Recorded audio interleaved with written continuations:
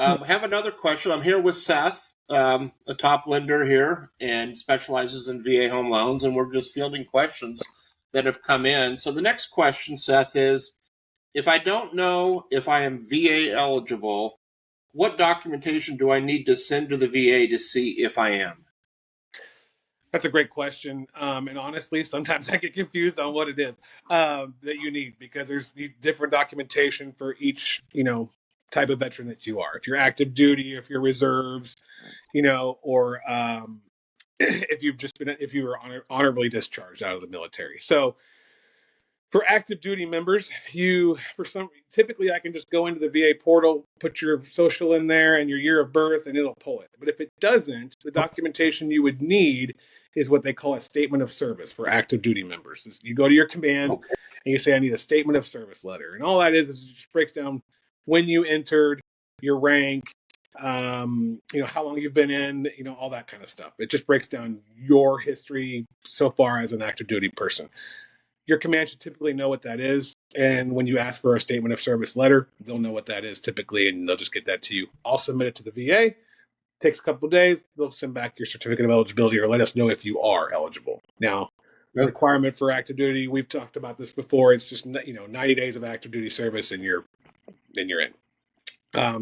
You're qualified for the VA loan, that is. So for reservists, you need a point statement. So the rule is 6 years, right? Well, some people get out 5 years and 10 months in, and they don't even realize They feel like it's 6 years. They're offered to get out early, and then they do, and they don't realize they needed the full 6 years. So this is why you need a point statement, because it's going to tell you exactly how many years you've been in, what all you've done.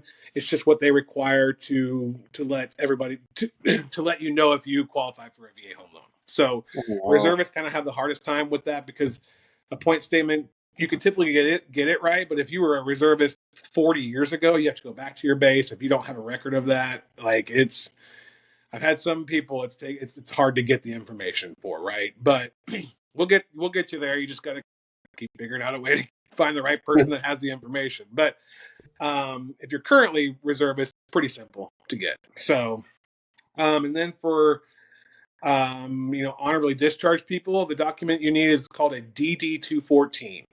That is your discharge paperwork, right? It is the form that says, it breaks down when you were discharged, whether you were discharged honorably or not. They ask for, at the bottom, it should say member copy 4. So the form is DD-214. At the bottom right corner, it's going to say member copy 4. That's going to have exactly the information that the VA needs to let you know if you qualify for a VA loan. So that covers pretty much everybody. So yeah. Well, thanks for fielding that question.